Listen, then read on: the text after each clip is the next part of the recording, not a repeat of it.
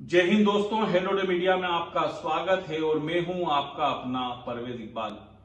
दोस्तों, आज हम भाजपा की राह पर चल रहे मध्य प्रदेश के कांग्रेस नेता कमलनाथ की बात करेंगे। एक वक्त था जब कांग्रेसी प्रधानमंत्री मनमोहन सिंह ने कहा था कि इस देश के संसाधनों पर पहला हक अल्पसंख्यकों का है। Plans to ensure that minorities, particularly the Muslim minority, they must have the first claim on our. और आज देश के संसाधनों को तो छोड़िए, उसी कांग्रेस में मुसलमानों को पार्टी मीटिंग में भी कुर्सी तक नहीं दी जा रही है।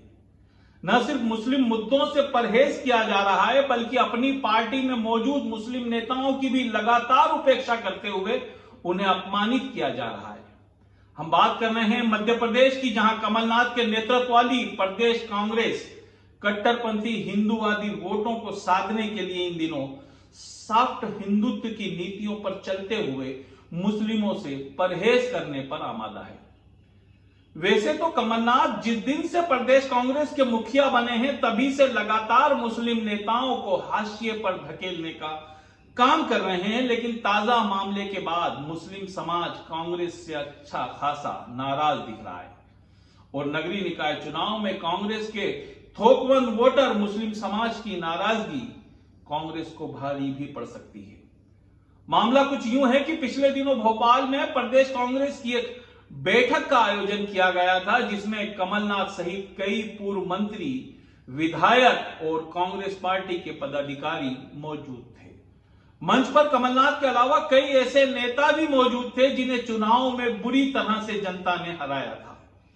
बैठक में कांग्रेस के वरिष्ठ विधायक और पूर्व मंत्री आरिफ अकील और विधायक आरिफ मसूद सहित कई मुस्लिम पदाधिकारी भी मौजूद थे, लेकिन मुस्लिमों से परहेज की नीति अपना रहे कमलनाथ ने किसी मुस्लिम पदाधिकारी तो दूर की बात, वरिष्ठ विधायक और पूर्व मंत्री आरिफ अकील को भी मंच पर बुलाना मुनासिब नहीं समझा। इस पर विधायक आरिफ मसूद ने जब कमलनाथ से मंच पर एक भी मुस्लिम ना होने की बात कहते हुए आरिफ अकील को वरिष्ठता का हवाला देते हुए उन्हें मंच पर बैठाने की बात कही, तो कमलनाथ उखड़ गए और आरिफ मसूद को मुस्लिमों की बात ना करने की नसीहत दे डाली। बैठक में मुस्लिमों की अनदेखी और इस तरह अपमान होते देख सिर्फ भोपाल ही नहीं, प्रदेश के कई मुस्लिम पदाधिकारी और कार्यकर्ताओं ने सोशल मीडिया पर अपनी नाराजगी जाहिर की। कई जगह मुस्लिम द्वारा मतदान के बहिष्कार की बात कही जा रही है।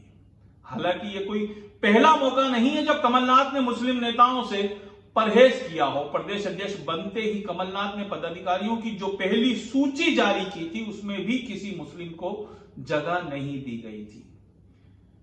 इससे पहले कमलनाथ ने प्रदेश कांग्रेस कार्यालय द्वारा सभी जिला अध्यक्षों और पदाधिकारियों को रामनवमी और हनुमान जयंती जैसे त्योहार मनाने का सर्कुलर जारी किया था, लेकिन इसमें मुस्लिम त्योहार रमजान और ईद मनाने का कोई जिक्र नहीं था। उस वक्त भी विधायक आरिफ मसूद ने ही आपत्ति उठाते हुए सर्कुलर बदलवाया था। इतना ही नहीं, कमलनाथ बाबरी मस्जिद राम जन्मभूमि प्रकरण में भी अयोध्या में शिलान्यास की अनुमति देने और तत्कालीन गृह मंत्री बूटा सिंह को शिलान्यास में भेजने का श्रेय राजीव गांधी सरकार को देने संबंधी विज्ञापन अखबार में देकर कट्टरपंथी वोटरों को लुभाने की नाकाम कोशिश कर चुके हैं। कमलनाथ के नेतृत्व में मध्य प्रदेश कांग्रेस ने हिंदुत्ववाद में भाजपा से मुकाबला करने के लिए कांग्रेस की मूल धर्मनिरपेक्ष रीति नीति को भी पूरी तरह दरकिनार कर दिया है। यहां तक कि कांग्रेस के नवनियुक्त नेता प्रतिपक्ष गोविंद सिंह ने भी जब विधानसभा में प्रदेश की बिगड़ती कानून व्यवस्था का मुद्दा उठाया, तो उन्होंने खरगोन और सेंधवा के दंगों का जिक्र करना भी मुनासिब नहीं समझा।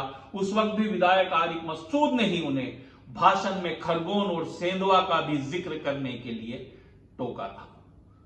सवाल यह उठता है कि जो मुस्लिम कांग्रेस के थोकबंद वोटर हैं, उनसे या उन्हें उनके मुद्दे उठाने से या उन्हें मंच पर बैठाने से इतना परहेज क्यों?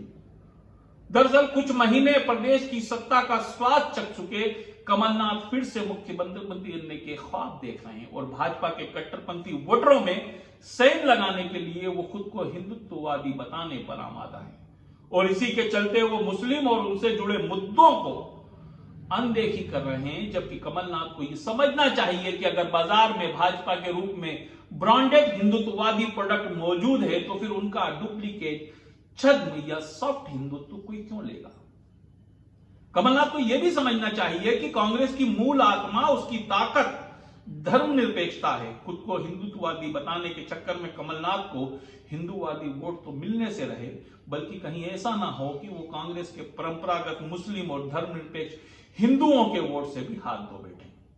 वैसे कमलनाथ को काफी एरोगेंट यानी मगरूर नेता समझा जाता है। कमलनाथ सरकार के करीबी सूत्र बताते हैं कि कमलनाथ के इसी मगरूर रवैये के ही चलते कांग्रेस सरकार गिरी है, क्योंकि कमलनाथ किसी विधायक से तो क्या अपनी ही कैबिनेट के मंत्रियों से भी ठीक ठाक तरीके से यानी ढंग से बात नहीं किया करते थे।